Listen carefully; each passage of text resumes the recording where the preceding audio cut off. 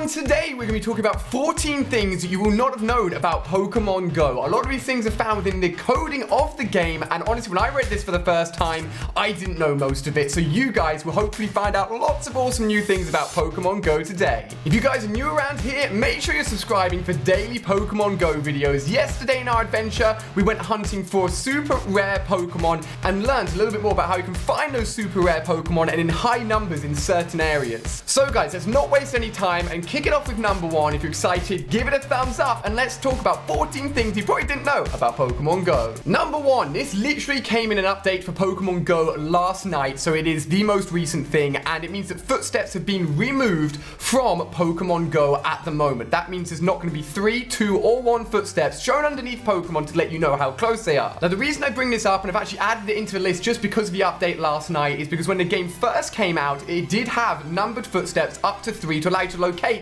how close Pokemon were. A lot of you guys have probably downloaded the game when there have only been 3 footsteps constantly stuck under the Pokemon that are near you. So what does this mean? Well, I'm hoping they're removing the feature, fixing it, and bringing it back in a future update because it's so useful for hunting down Pokemon, and at the moment with no footsteps at all, it makes it almost impossible. What I will do is leave a link down below to PokeFind, which will help you guys locate Pokemon in your area through people sharing the Pokemon that they've found nearby, and it's probably your best bet for finding Pokemon that are nearby you while the game currently has no footstep system at all. And number 2, the maximum rank you can reach on Pokemon Go is rank 40. Someone has actually already hit this level, and it's an extremely high level to hit within the game. If you guys have started to hit level 20s, you know it's starting to take tens, hundreds of thousands of XP to level up, and the grind really gets tough. For those of you guys that don't know, when you hit rank 20, you get Ultra Balls. When you hit 25, you get max potions. And when you hit 30, you get max revives. And from that point onwards, it's just a huge grind all the way up to 40. So let me know down below, what level are you currently? And do you think you're going to make it all the way to level 40? At number 3, we actually have information on the total XP it will take you to get to 40. But wait for it, just to get from 39 to 40 takes 5 million experience points. I don't even think I've gathered that many experience points. I don't even know if I've gathered 1 million experience points yet. So to get from 39 to 40 is a huge grind. And the total amount of XP needed to get from 1 all the way up to 40 is 20 million, my friends. So not only now do you know the highest rank, you know how much experience it's going to take, and it is going to be a big grind. But hopefully it doesn't put you off. I'm going to keep on grinding out the game, and maybe one day I'll hit 40. At number 4, we have a cap for the eggs that you hatch. What does this mean? Well, this means at level 20, from that point onwards, the CP variance you can get from hatching an egg stops getting any higher, which means the CP you'll get from an egg at level 20 or level 40 has the same chance as being just as high or just as low. However, it means if you're going from rank 1 up to rank 20, as you gradually progress up those levels, that egg that you're hatching could get a chance of getting a better and better CP. It just means once you hit 20 and start to get above that, you're all good, because it doesn't matter if you hatch it then or later, you've still got a chance of getting a really high CP Pokemon from one of those 2, 5, or 10k eggs. At number 5, we've got information that tells us that the badges that you can get on your trainer profile actually has a badge above the gold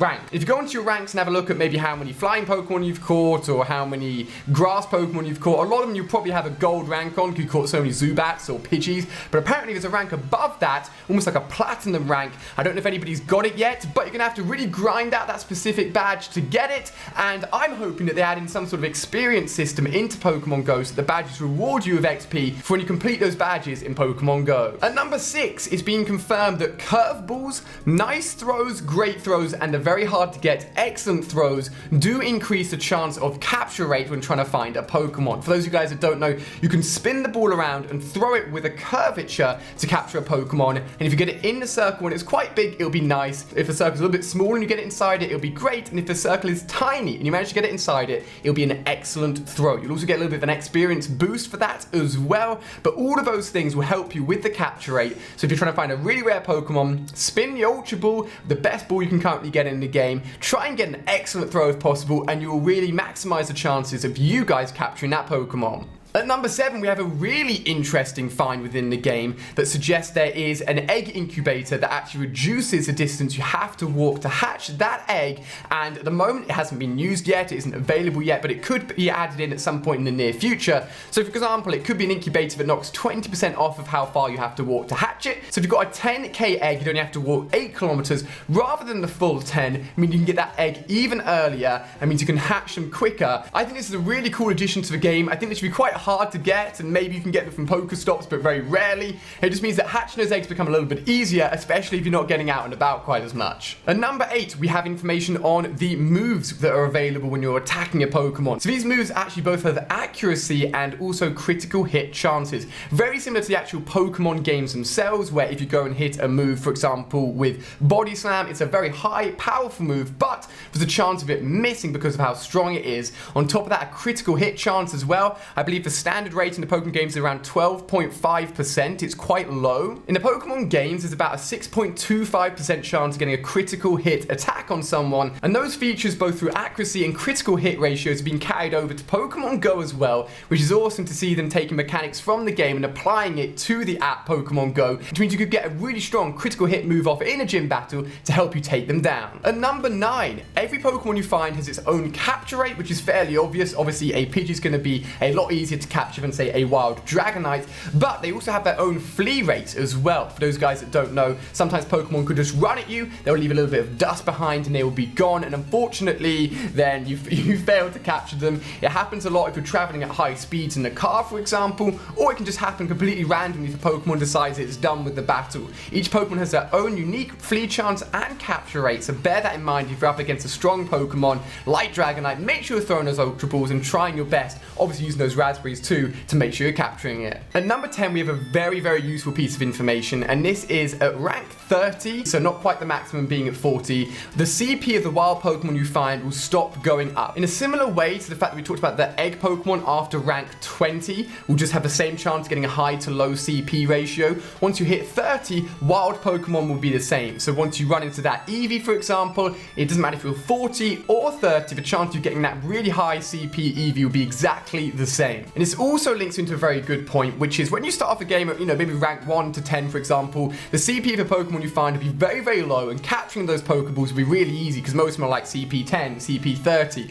But as you rank up, even Pidgeys will start to get to CP 3, 4, 500s, and will become a little bit tougher to capture. So make sure you're being super accurate with those Pokeballs. Even the easier captures become a little bit harder as you rank up, as all wild Pokemon CP start increasing. Once you get to 30 and beyond, you'll have capped off the chance of getting those really high CP wild Pokemon, so hopefully you get something awesome. At number 11, we've talked about this before, and that's the fact that all of the bird legendary Pokemon are definitely in the game. In fact, if you capture a Pokemon towards the end of the Pokedex like Dragonite, you can actually see the silhouette of a lot of these legendaries next to them as they're entered into the Pokedex entry. But these birds will be available at some point. There's rumors going around that each bird will be linked into which team you are. So Team Valor, Team Red will be Moltres, Team Mystic, which I'm in, Team Blue will be Articuno, and Team Yellow or Team Instinct will be linked in with Zapdos as well. Currently, we don't know how he's going to be available. It's probably going to be done through a special event at some point. As always, I'll keep you guys updated and stay tuned as to how you can get the legendary birds in Pokemon Go. At number 12, apparently Ditto is out there somewhere. I may do a little bit of a video on this talking about theories. Ditto is obviously the transforming Pokemon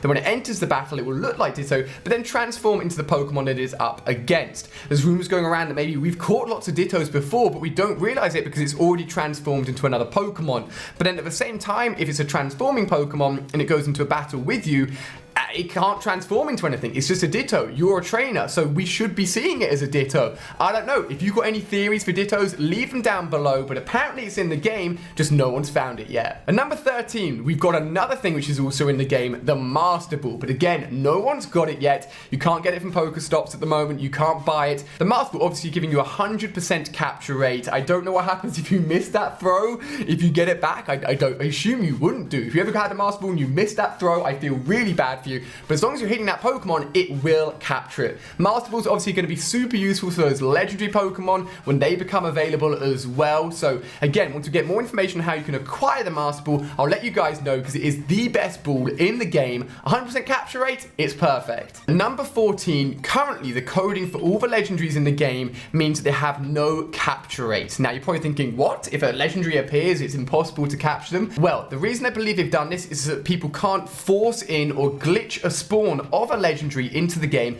and then try and capture it, because even if they force it into a battle, there's no way they can acquire it quite yet. So basically, it's a system to stop people glitching in those legendaries. If you ever see a picture of someone with a Mew, a Mewtwo, or any of the legendary birds, it's not real. No one can get them yet, and at the moment, we're still waiting on information as to how we can capture all of those legendary Pokemon within Pokemon Go. So guys, that's going to bring us to the end of our 14 facts about Pokemon Go you probably didn't know. If you've got additional facts that you think people should know about, leave them down below in the comment section and let me know your theories on how they're going to introduce legendary Pokemon, the Master Ball.